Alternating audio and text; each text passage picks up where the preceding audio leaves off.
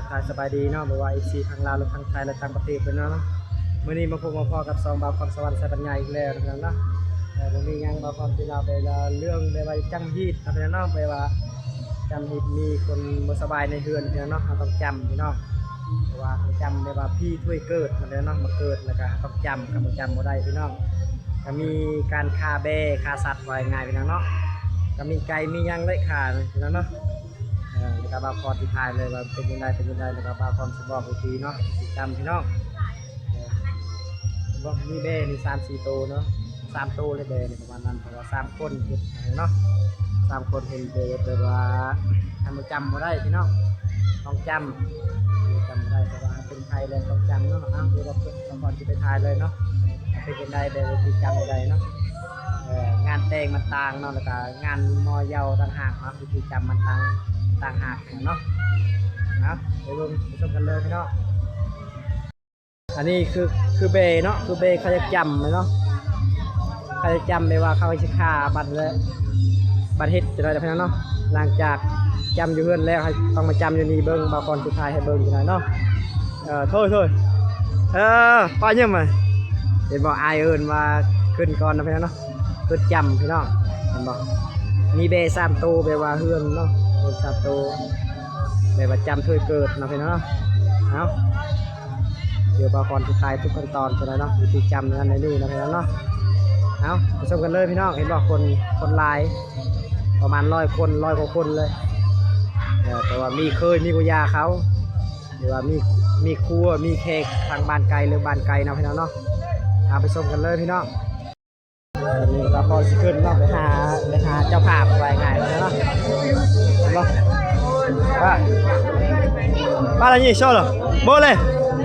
โบนว่ะเอาตอนนี้เนาะขึ้นเรือนแล้วขึ้นพี่น้องแล้วพาพี่น้องแล้วเนาะเห็นปะโอ้ยเมาแล้วดิมาสะใจแล้วดิฮะไปต่อไปดูเดี๋ยวดิเห็นปะเมาแล้ว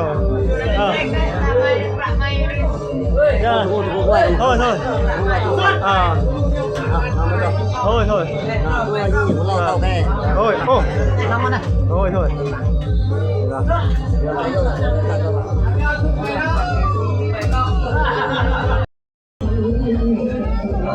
อันนี้เมนพิธีเนาะพิธีแบบว่าหม้อจำพี่น้องมีไก่มีหมูนะพี่น้องเนาะเห็นบ่มีเรายาปลาแป้งกบนะพี่น้องเนาะเห็นบ่มีไข่ไก่ไข่ย่างอะไรเห็นบ่เห็นบ่ก่อนสุดท้ายนะมีเรายาปลาแป้งกบพี่น้องเนาะเห็นบ่มีชิ้นมีเสื้อพี่น้องเอ้ยเห็นบ่คนจะเฮ็ดถ้วยเกิดที่นั่นเลยเพราะว่า3 คนเนาะมีปิ้นแต่ว่ามีการปิ้นไข่เฮาต้องเฮ็ดพี่น้องเนาะเฮาต้องจำก็เนาะเพราะว่าเป็นยังเราเจ็บแต่ว่าจะน้อยบางคนที่เราอีกนะพี่น้องเนาะเอาไปตามกันเลยไปที่จำนะพี่น้องเนาะ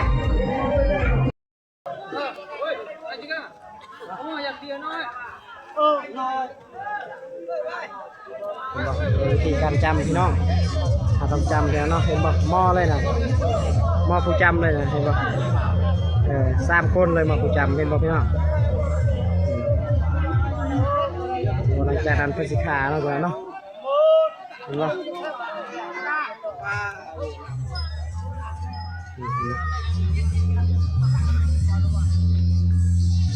เพื่อสิขาเบเพราะว่า3 คนแล้วเนาะ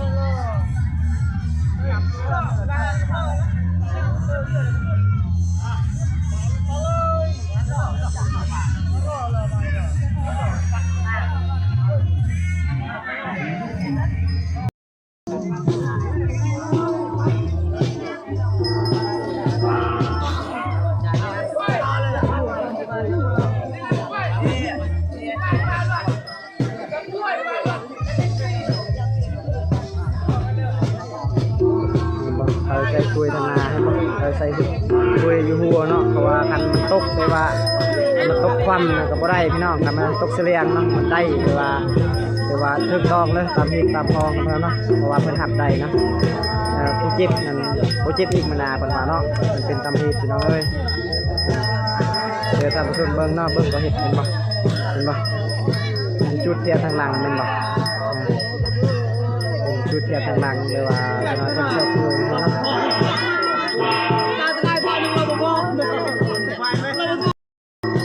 ตัวหนึ่งทางหลังได้แล้วเพิ่นว่าเนาะเพิ่นว่า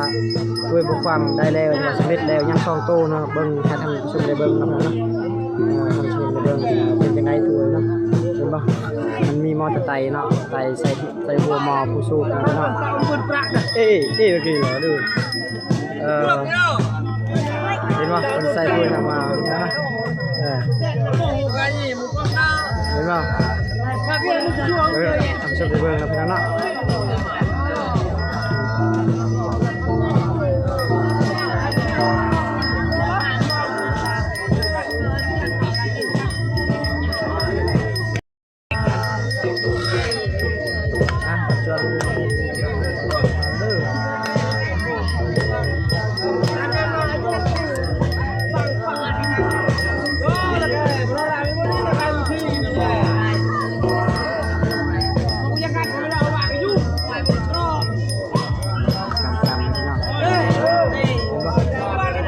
พี่น้องเนาะพี่น้องถ้าทำความบ่ได้ต้องเฮ็ดใหม่ต้องเริ่มต้นใหม่พี่น้องเพราะว่ามันความบ่ถูกนะถูกเพราะว่ามันยังหักเนาะยังหักเลยว่าบ่ถูกต้องลองใหม่อีกเทื่อนึงพี่น้องต้องมีการจำอีกพี่น้องเด้อเห็นบ่การจำอีกเพราะว่าบ่ถูกเห็นบ่เขาจะไต่ใหม่ให้มันความได้เลยแต่มันง่ายแต่มันความบ่ได้พี่น้องมีทางวิทยาอยากจำเห็นบ่ไปวิทยาเลยจำ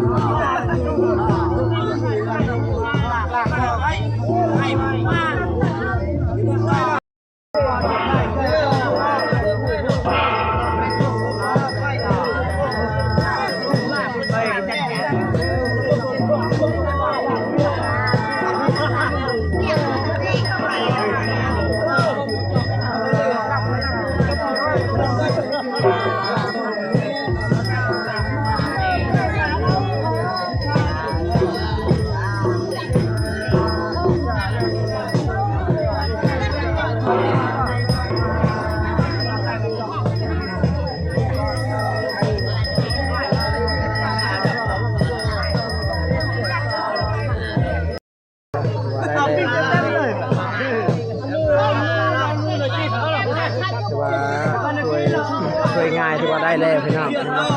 ทีนี้คือความบ่ได้ยังตัวหนึ่งใช่ไหม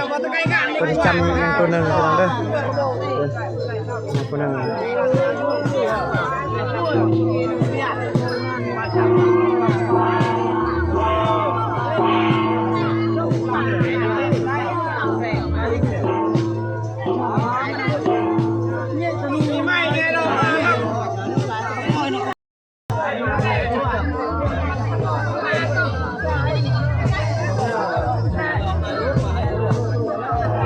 ตัวหนึ่งน้อยยังบ่จุดสิ้น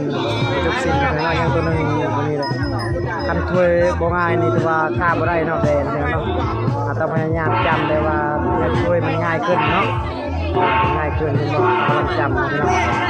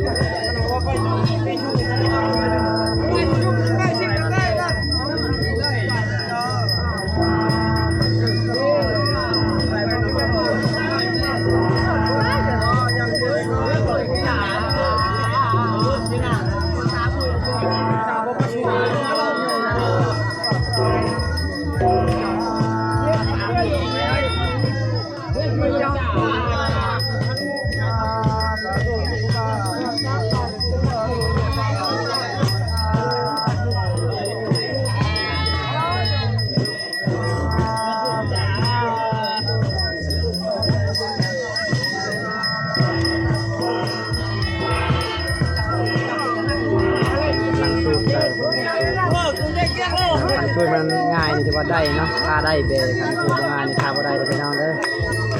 เป็นมันสูตรเลย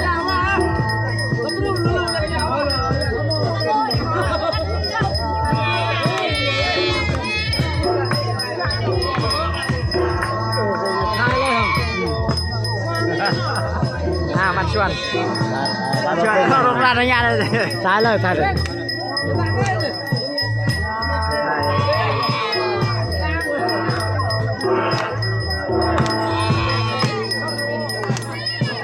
นี่ไอ้เจ้าโอ้ย ไอ้ขี้ตัวให้หมดให้บวีแล้ววันนี้งอดดอกงาน โอ้ย ขึ้นผู้ชมก็นอนได้รู้ได้รีบเลยอะไรเนี่ยแบบบทบาทดึงมันมาเลย มาเลยตูมาเลย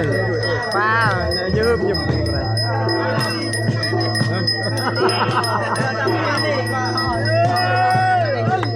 โอ้ยยังบ่ได้นะเด้อเห็นปะช่วยยังบ่ทันง่ายแต่ว่ายังบ่ได้พี่น้องเขาจะเริ่มต้นใหม่ต้องจำนี่พี่น้องเอ้ย กำลังเด้อกำลัง ยังบ่ได้พี่น้อง กำลัง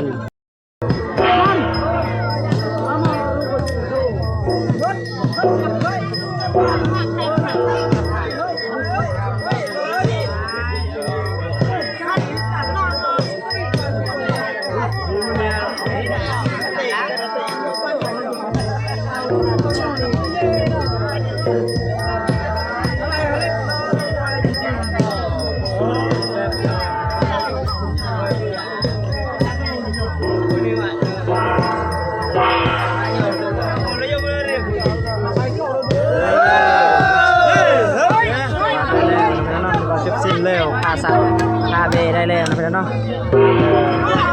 เล็ดน้องเฮ็ดกองประเพณีแต่ว่าอยากพาแล้วเขาจะฟักลาบทั้งอย่างนั้นเนาะครับ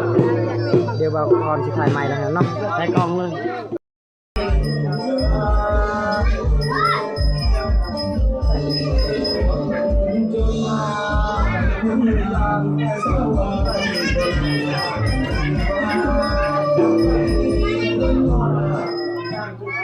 อันนี้คือจะเป็นขั้นตอนสุดท้ายนะพี่น้องเนาะเป็นป่ะจะเป็นการเฮ็ดทอยไปว่าเขาเฮ็ดเบิดทางปุยาทางเคยนะพี่น้องมารวมกันเนาะเคยผู้หนึงปุยาผู้หนึงก็มีครอบครัวน้องบัดในเรือนมีต้องเฮ็ดหมดเป็นป่ะเขามาเกณฑ์เป็นเทือนสุดท้ายพี่น้องเขาจะจำเป็นเทือนสุดท้ายเห็นป่ะ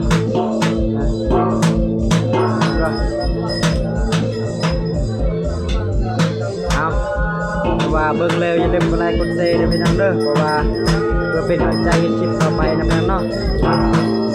ว่าบางคนเป็นสตินะพี่น้องเนาะว่าบ๊ายบายพี่น้อง